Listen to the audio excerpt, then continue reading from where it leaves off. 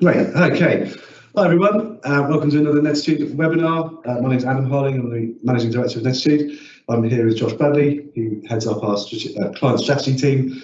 And this webinar is really a quick fire 7 tips to reduce IT costs.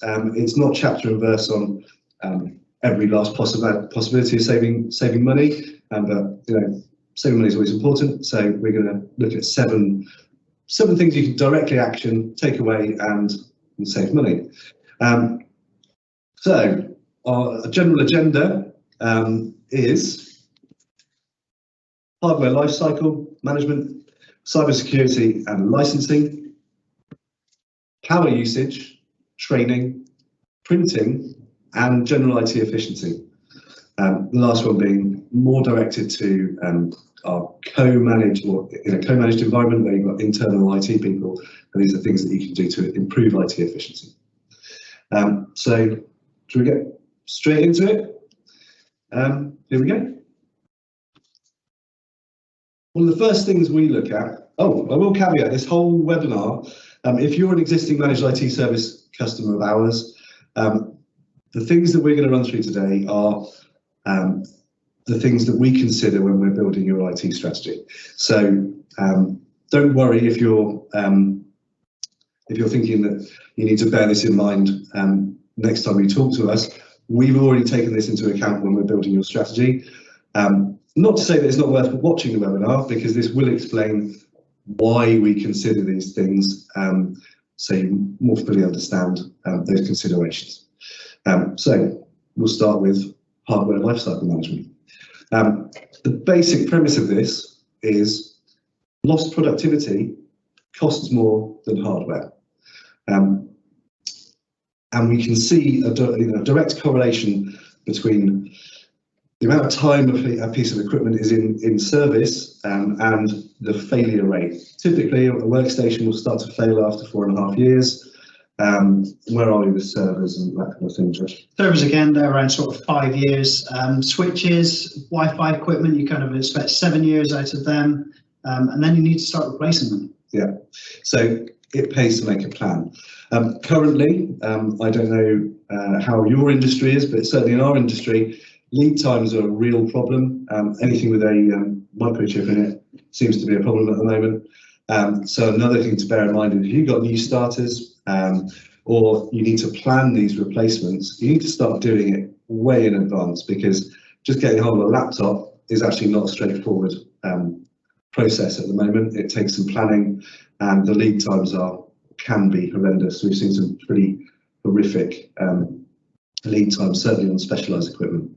And if you do, there's some simple maths you can do here on your billable rate. If you have a billable resource, say if you're in a solicitor's office or an accountant, or any billable resource will have a productivity loss cost. So that could be anywhere between 200, 2,000, or any magnitude of that higher.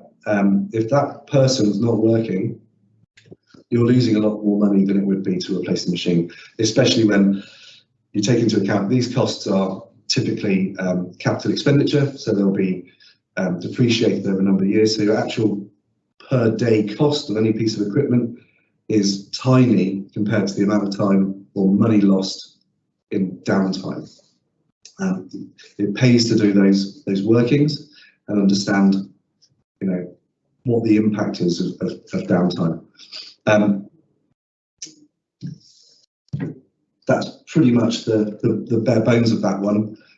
It might feel like you're spending money, but overall, over the life cycle of that piece of equipment, when you spread the cost out over the time that you're going to depreciate it, it is a cost saving. And the answer is build out a lifecycle management plan.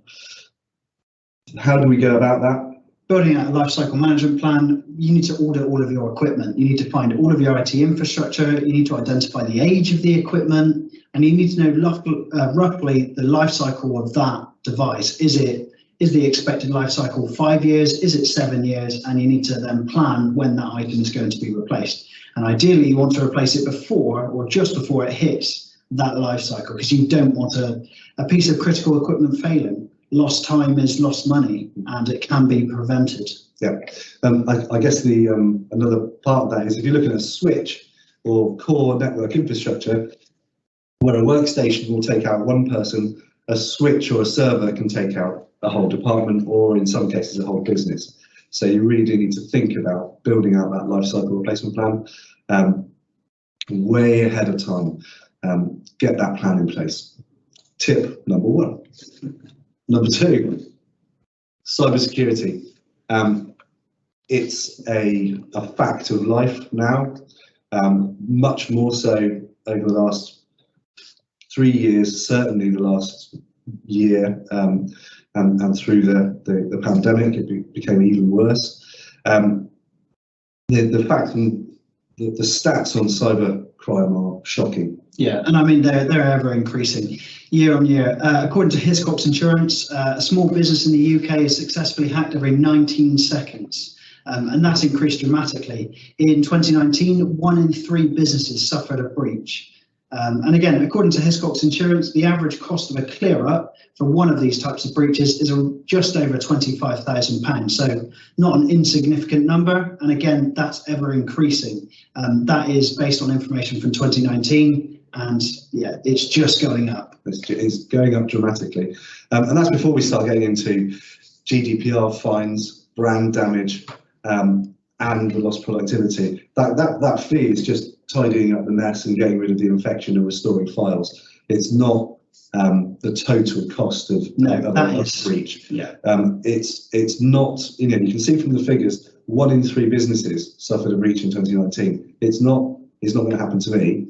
It probably will happen to you, and you do need to bear it in mind.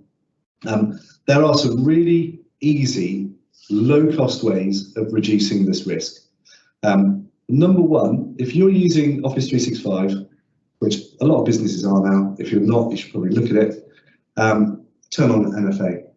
Turn on MFA everywhere, in general. Multi-factor authentication should be enabled on any platform that supports it. Every platform, every account, not just your key accounts or your finance department. All of your accounts are a breach vector. They've all got to have MFA turned on. And just to sort of touch on that, really, multi-factor authentication is where you enable a second point of authentication. It is a text message to your mobile phone, whether it's personal or business. It can be an application installed on your mobile device. There's a number of different ways in which you can do it, and it's just the same as when you log into your bank. Yeah. You have to have multi-factor authentication for that. It's the same. Yeah. Some people have a worry about enabling MFA. It looks like it's going to be really intrusive, and it's going to be asking for codes all the time. That's not actually the case. There's a couple of, there's a bit of a process to go through when you enable it, and getting used to how using the Authenticator app. But generally, once it's implemented, it's pretty pain-free, actually, very low impact, and it just, I'd say, knocks a very large percentage out of your chances of at least having an email breach, and that's the most common vector. So turn MFA on. It's a feature of Office 365. It's included in all the plans. Yep. Turn it on. It doesn't cost anything. We certainly enable it as part of our service agreement with our customers. It's part of the deal. We do that to just reduce risk. We don't want to see a breach because we shoulder the cleanup. So it's in everyone's favour. So that's number 1. Another part of your cybersecurity plan should be check your backups regularly. If you get breached, and if you have a crypto locker type breach where you can't access your data, you're going to be restoring from backups more than likely. And if your backups aren't good, you're not getting your data back. There's a small chance that you might get it back if you pay the ransom, but I wouldn't want to. You're trusting a hacker, and there's large sums of money involved. And again, a backup tested is a backup not worth having. Yeah. If you're just trusting your backup software to tell you everything's okay, that's not good enough. You've got to be doing a trial restoration of that data every month, every quarter, to prove that you can definitely recover. Or disprove. Or disprove, yeah. And also make sure that that backup data is segregated. A lot of these ransomware attacks are now pretty damn sophisticated. They will encrypt the backups as well. It needs to be sandboxed. You need to have the right barriers in place on your backup system. It's not to be taken lightly. You can address a lot of these issues by achieving Cyber Essentials certification. There's Cyber Essentials, which is the bare minimum for all of our customers. We want everyone to have a Cyber Essentials certificate. Ideally, in an ideal world, everyone would have Cyber Essentials Plus. It's a much higher bar, but the bare minimum, aim for Cyber Essentials certification. It's not what should we say? It's not the last word in cybersecurity, but it's a very good base level. Yeah. Your IT standards, from passwords to user policies to screen locks. So it's a very good base standard to start at, essentially. Yeah, it's a good first run on the ladder. Ultimately, there are some very low cost steps you can make here. Almost no cost if you implement them yourselves, and the savings are huge, and the fact is it's a big problem. So the answer is implement a cybersecurity plan. It will save you money in the long run. Sums it up. Take it seriously. Right, number 3, licensing. As most of our lives are now based around monthly cost, and software, where you used to buy a box product, it is now by and large a monthly cost. So those costs directly impact your operating profit. That's your bottom line. So what can you do to reduce that cost? The biggest problem that we see, and it's not unusual, when we take on a new client, we'll do an audit of all the licensing, and a huge problem is unused licenses or incorrect licensing. So typically you'll find user accounts that were licensed and not turned off, or the wrong grade of license was applied to that user or a set of users. This typically applies a lot to Office 365. Yep. So audit your license position, regularly audit your license position. And make sure you're using the correct licenses for what you need. As an example, Office 365 E3 licenses versus a Microsoft 365 Business Premium, they have almost the same features. They have almost the same level of security, just one comes with data loss prevention and the other doesn't. Whereas for one of our customers, when we were looking over it, we then advised that they could change to the Business Premium. It's around a £2 a month saving, just over, per license. So for their 200 users they had, it made a significant saving just by assigning the correct license for the same level of security, as they weren't using the other features of the enterprise licenses. So it's £400 straight on the bottom line, just by making sure you're using the right license. This applies to not just Office 365, you can apply it to a lot of different types of software. Google Apps, they have multiple different versions now, and again, it's making sure you're using the right version that you need for your business. Yeah, Azure is another money pit. If you don't size and price your Azure environment correctly or manage that correctly, you can really burn some money there. So pay attention to what you're paying out in licensing. That's Office 365. There's also things like make use of the features that you have included in your core package. So Office 365 includes file storage. Don't go out and pay for the same thing with Dropbox. It makes no sense at all. Use SharePoint or use OneDrive and consolidate those services into the one main service you're using. Don't pay twice for the same features from two different platforms. That may involve some migration work. You may already have everything in Dropbox and you've just moved to SharePoint or you've just moved to Office 365. You need to consider that migration cost or the work involved in that migration. But overall, one, you're not paying for 2 licenses, and 2, you're not managing 2 platforms. And probably the most significant feature saving there is actually managing 2 platforms. It's a lot better to manage one platform well. And also security has a feature on that. Managing 2 places, you can make mistakes. Yeah, that's a very good point actually. You've got one central control point for your security. If you're managing 2, it's a whole other thing to manage.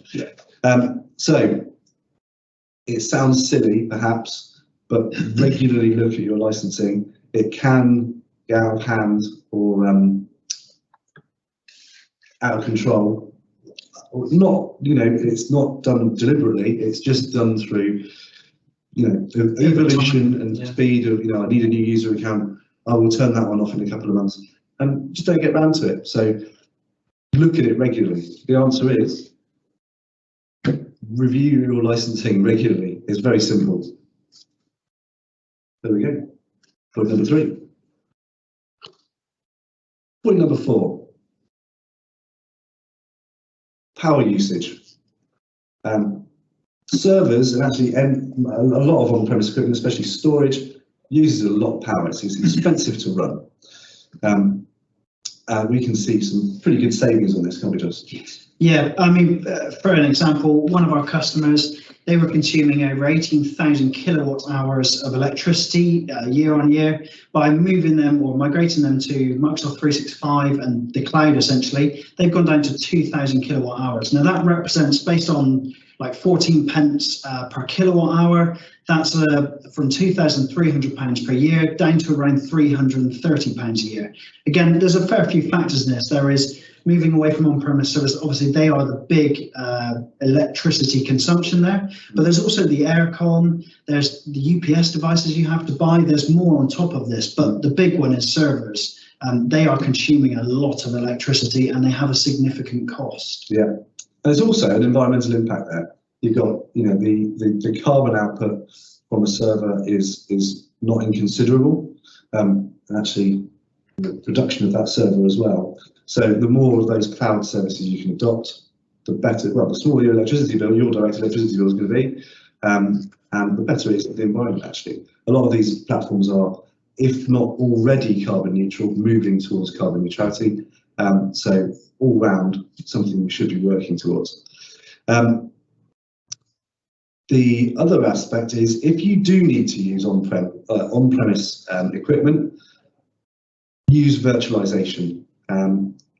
It's a very common technology now. Most people run virtualized servers, but if you're not, it's something you should definitely consider. If you cannot move away from on-premise equipment, it might be down to your business line of business applications you're using, ERP, CRM, it needs on-prem equipment, then look at virtualizing that to reduce the hardware footprint. So what we're essentially talking about here is having virtual servers inside one piece of hardware.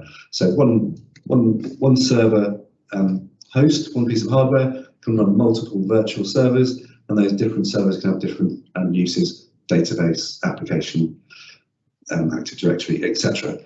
So make use of virtualization. You can really reduce the amount of equipment. And again, that's got direct impact on air conditioning requirements, storage requirements, all those kind of things. And carbon footprint. I mean, Dell PowerEdge R540, based over 4 years, will consume around 9,000 kilos of carbon emissions, which is a significant amount. Yeah, so the answer is consider moving to cloud services where possible. If you can't, virtualize them. Pretty simple. Number 5, training. When we're working on computers, we're using a tool. And if the better we get at using that tool, the faster we are, the more skilled we are, and the more productive we are. Ultimately, that saves us money, or actually makes us more productive and makes more money. So it doesn't need to cost a fortune. Low-cost Microsoft training is available from various sources online. We include a platform with our managed service, so you can log into our portal.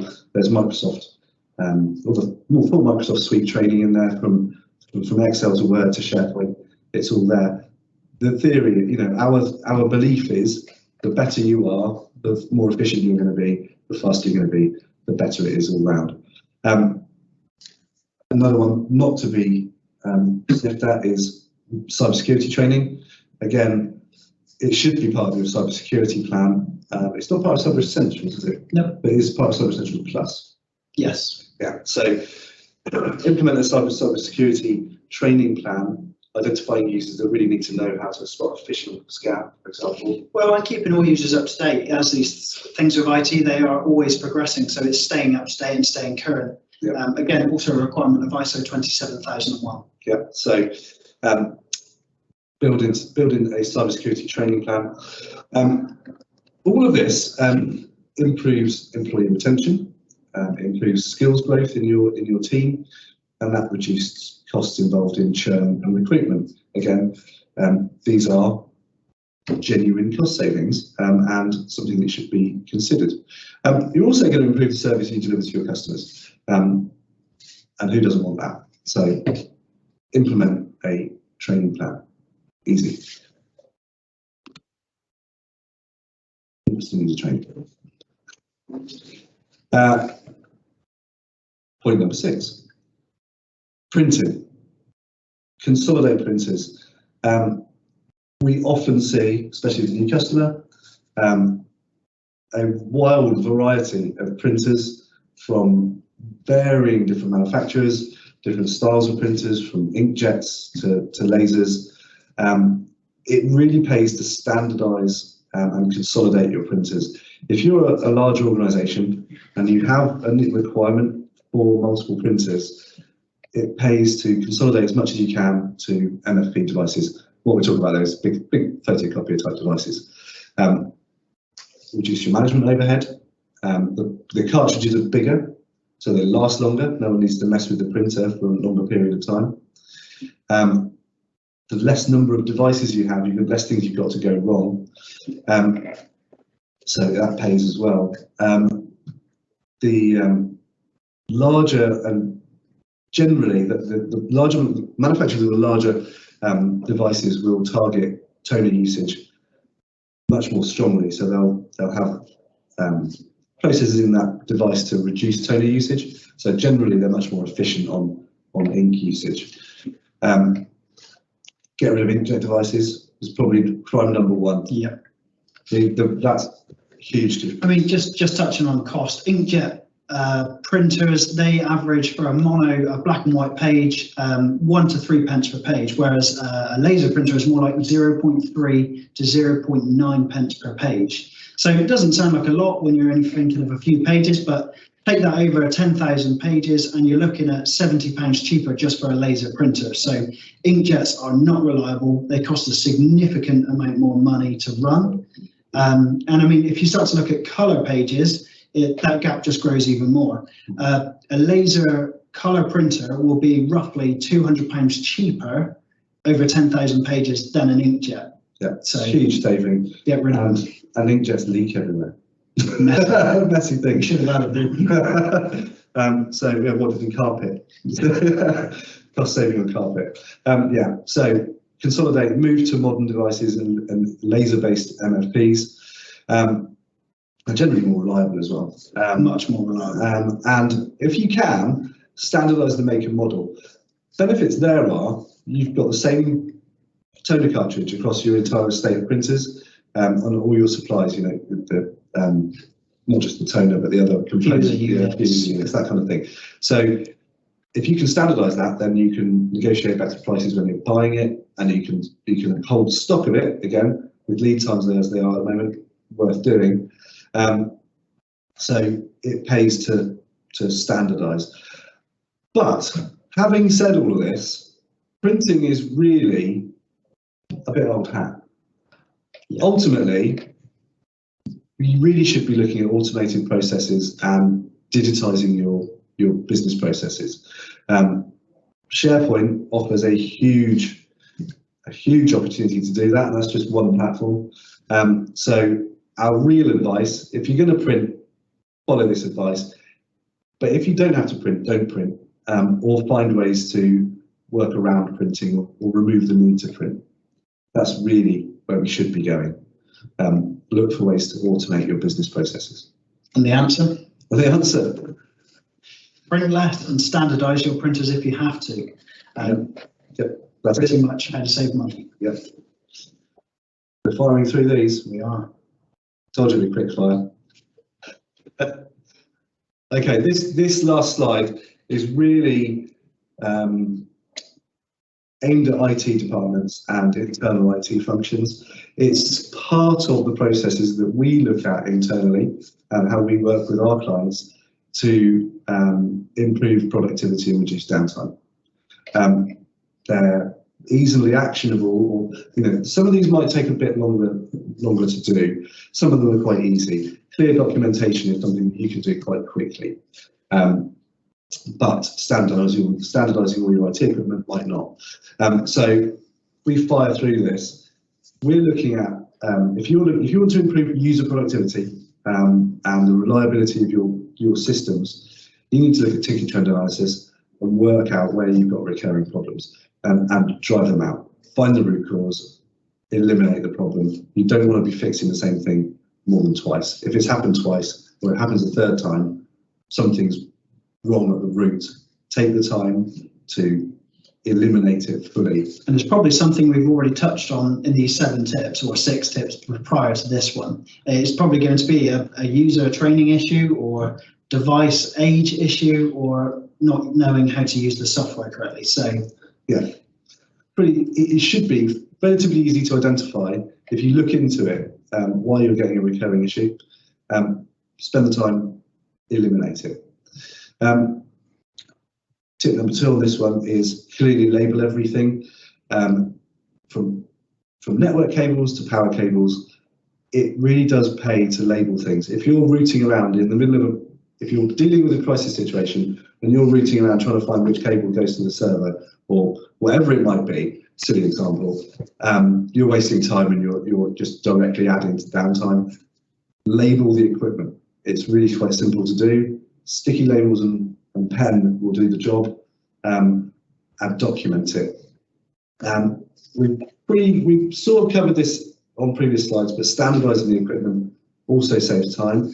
If you've got 10 different brands of switches or routers across your estate, it takes a lot more knowledge and time to manage those pieces of equipment because you've got to remember the interface, the different terminology they might use. And even just maintaining those devices, keeping them firmware updated, you have to go to different websites for different files and find the correct ones. It all adds time. And that's all adds time. So standardise where you can. Granted, that might require might be part of your hardware lifecycle management, but build it in there. Work towards a standard. This is basically training your users again. Empower your users to self-service. This means find things that users can fix themselves faster than you could fix it for them. A typical one might be password resets. So we really encourage self-service password portal usage, so that if someone gets locked out of their account, they can log on using an app or a web interface and reset their own password.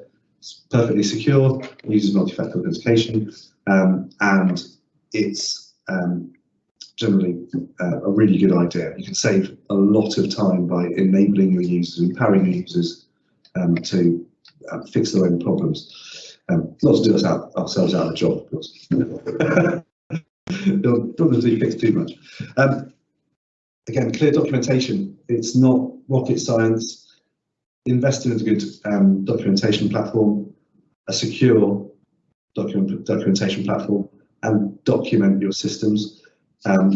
If someone goes under a bus and they can't find passwords or network diagrams or routing tables, whatever it might be, it really pays to have that clear documentation. So one, it speeds up the operation. You're going to fix things faster if everything's documented, a hell of a lot faster. And two, it makes the information available to everyone in your team. That's probably, after labelling things, I'd say that's probably the one thing that you can do to really really make your IT department more efficient.